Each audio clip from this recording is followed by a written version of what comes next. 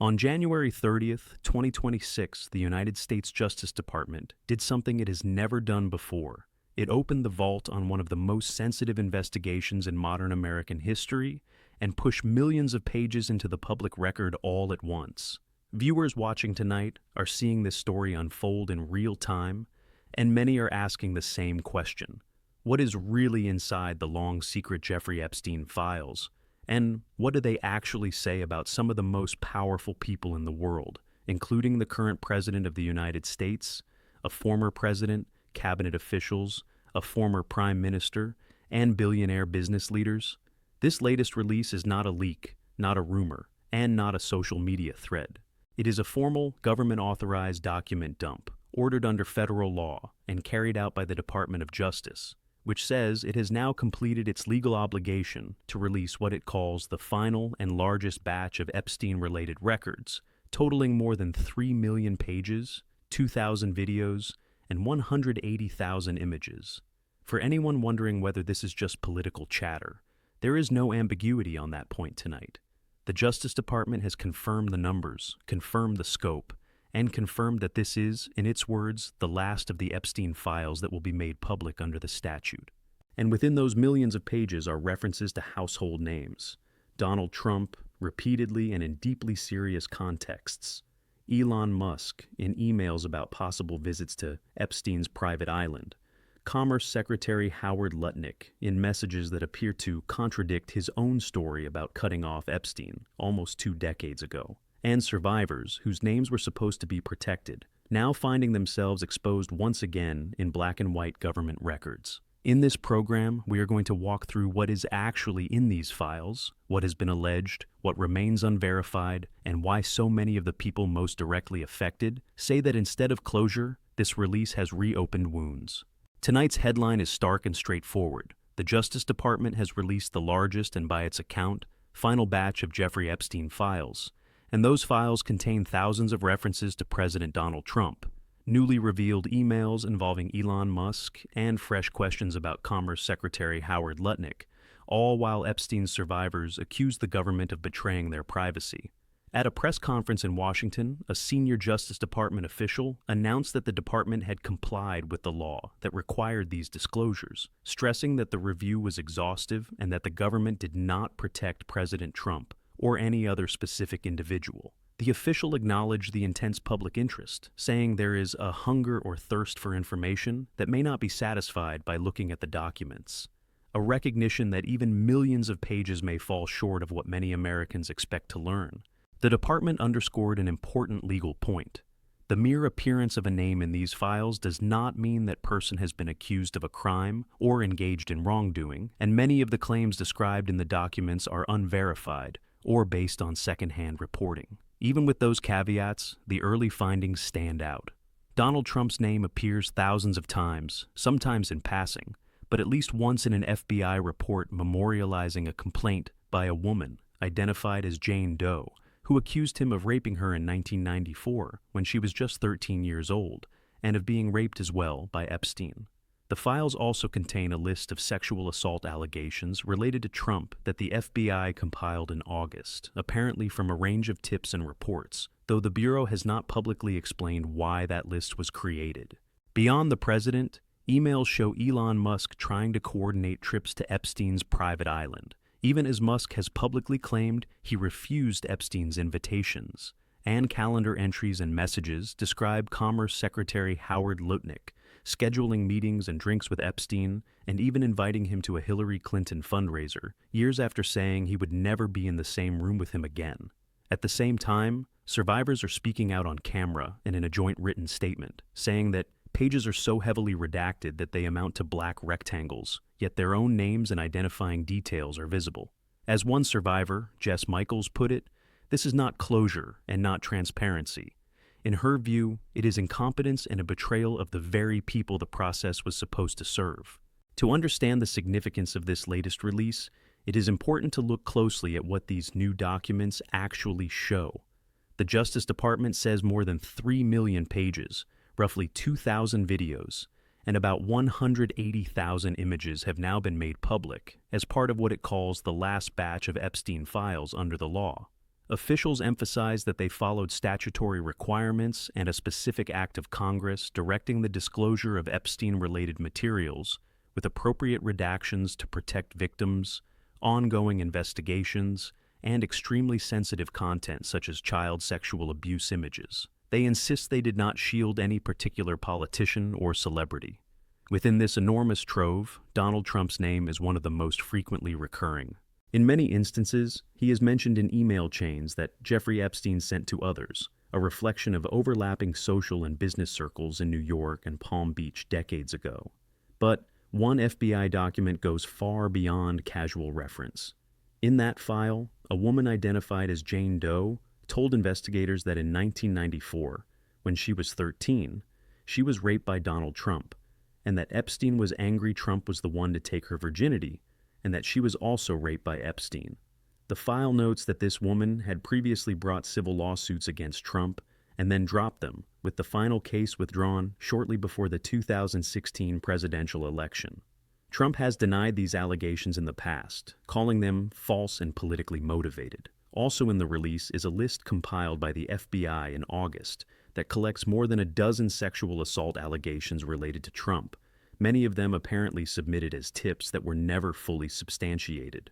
The Bureau has not publicly clarified whether this list was part of a formal investigation, a preliminary assessment, or simply a centralized index of all complaints received, leaving open questions about why it was assembled and how it was used. The president has confronted the looming release of these files for months by aggressively attacking their credibility. In recorded statements, he has described the Epstein files as a hoax, claimed they were started and run by Democrats over a period of 4 years, and repeatedly invoked the Russia investigation as a comparison, lumping the matters together as politically driven attacks. Trump named former FBI Director James Comey, former President Barack Obama, and President Joe Biden as figures he believes were involved in making up or manipulating the Epstein materials, arguing that the files were concocted in the same way he has long insisted the Russia inquiry was a witch hunt. He also lashed out at FBI Director Christopher Wray, describing him as one of the characters involved, even though Wray was Trump's own choice to lead the Bureau after Comey's firing. That factual reality that the current director targeted in Trump's criticism was appointed by Trump himself highlights the tension between Trump's conspiracy-focused narrative and the institutional history of his own administration. The section of the files dealing with Elon Musk adds a different but equally high-profile dimension. Last year, Musk used his social media platform to claim that Trump appeared in the Epstein files and suggested that this was the real reason they had not been released, presenting himself as an outsider, pushing for transparency, and hinting that others were hiding the truth. Those posts drew significant attention and were framed as a bombshell by Musk himself. Now, the emails that have come to light show that Musk was not just commenting on the sidelines of the Epstein story, but was, at minimum, in communication with Epstein about potential visits to his private island. In one message from 2013, Musk wrote to Epstein asking, "When should we head to your island?" A year earlier, in 2012, he asked, "What day would be the wildest party on your island?" The casual and anticipatory tone of those questions, focused on the wildest party, sits in sharp contrast to Musk's more recent declarative statement in all capital letters that Epstein tried to get him to go to the island and that he refused. The emails now suggest that, rather than rejecting invitations, Musk was actively exploring a visit. There is, at this point, no confirmation in the documents that the trip ultimately occurred, and the release does not provide a definitive record of Musk landing on the island. Still, the record of planning and interest contradicts his public claim that he turned Epstein down. When journalists sought comment from Musk's representatives to reconcile these contradictions, there was no immediate response. For a figure who is often quick to weigh in publicly on coverage involving himself, that silence leaves a gap in the narrative that viewers are noting. Commerce Secretary Howard Lutnick's appearance in the files raises another set of questions, particularly because he has already put his own version of events on the record. Lutnick, a longtime Wall Street executive and major political donor who now serves as President Trump's Secretary of Commerce, previously recounted a story from 2005 about a visit to Epstein's Manhattan townhouse. According to Lutnick, he entered the residence and noticed a massage table in the middle of the house. He said he asked Epstein how often he had massages, and Epstein replied, "Every day," before moving uncomfortably close to him and adding, "and the right kind of massage." Lutnick has said that in the 6 or 8 steps it took to walk back to his own home with his wife, they decided that he would never again be in the same room with what he called that disgusting person. That story was clearly meant to convey both revulsion and distance, a suggestion that Lutnick sensed something was wrong early on and cut ties. However, the newly released emails tell a different timeline. A 2011 message from Epstein's assistant reads, "Howard Lutnick will come see you at 5 p.m., indicating that 6 years after the supposed final break, Lutnick was still visiting Epstein. That same year, an alarm message or calendar entry uses the heading, "Drinks with Howard Lutnick," suggesting social interaction beyond a single reluctant meeting.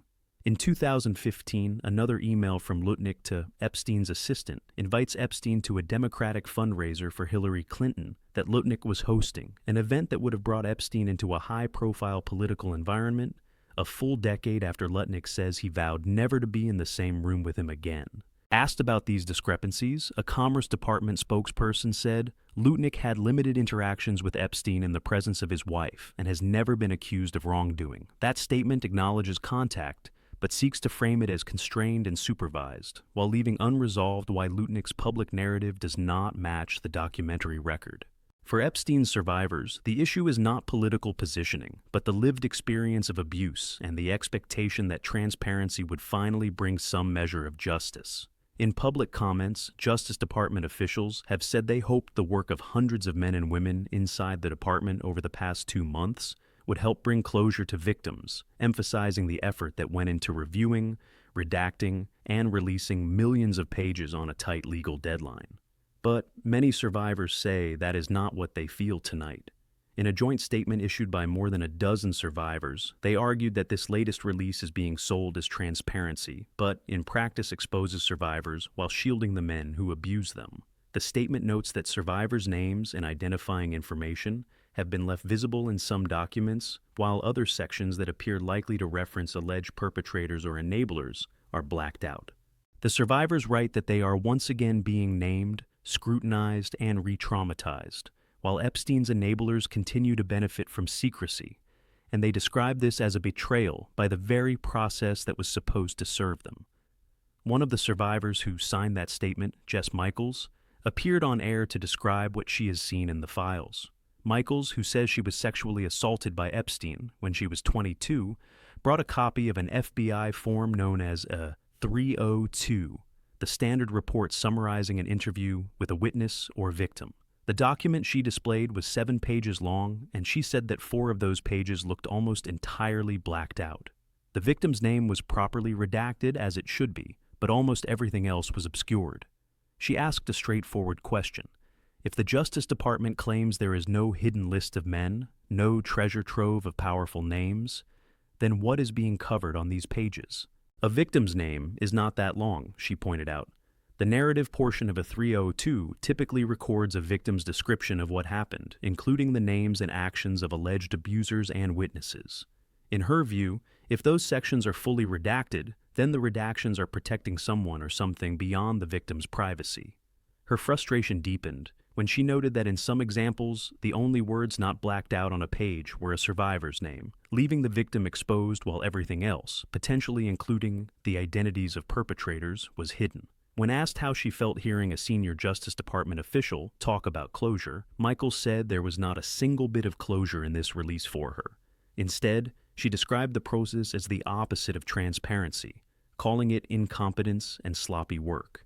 She said that in any other professional setting, a performance like this would cost people their jobs, and she made clear what she would have asked if she had been at the Justice Department press conference. If there are supposedly no lists, no troves, and nothing meaningful hidden, then why are there entire black pages, and what exactly are officials redacting? The Justice Department, for its part, has acknowledged that many people are frustrated, and that the public appetite for information may never be fully satisfied. But it maintains that its choices were dictated by legal requirements to protect victims' rights and avoid re-traumatizing those who have already suffered. Officials have stressed that mention in a document does not equal guilt and have urged caution in drawing conclusions from unverified or secondhand claims. For viewers, that tension is now the central reality of the Epstein files story. On one side, there is an enormous cache of government documents finally dragged into the light, containing reference after reference to presidents, cabinet secretaries, billionaires, survivors, and alleged crimes that stretch back decades. On the other, there are thick black bars, entire pages blanked out, unanswered questions about why some names appear and others do not, and survivors themselves saying that the balance struck here feels less like justice and more like yet another system that protects power at the expense of those without it. As more journalists, lawyers, and members of the public work through millions of pages in the days and weeks ahead, the story of these files will continue to evolve. But tonight, what is clear and confirmed both by officials at the Justice Department and by the survivors living with the consequences is that the release of the final Epstein files has not closed the book. It has instead opened a new and difficult chapter in the public reckoning with who Jeffrey Epstein was, what he did, who was around him, and how far the justice system is truly willing to go when the names in the documents belong to some of the most powerful people on the planet.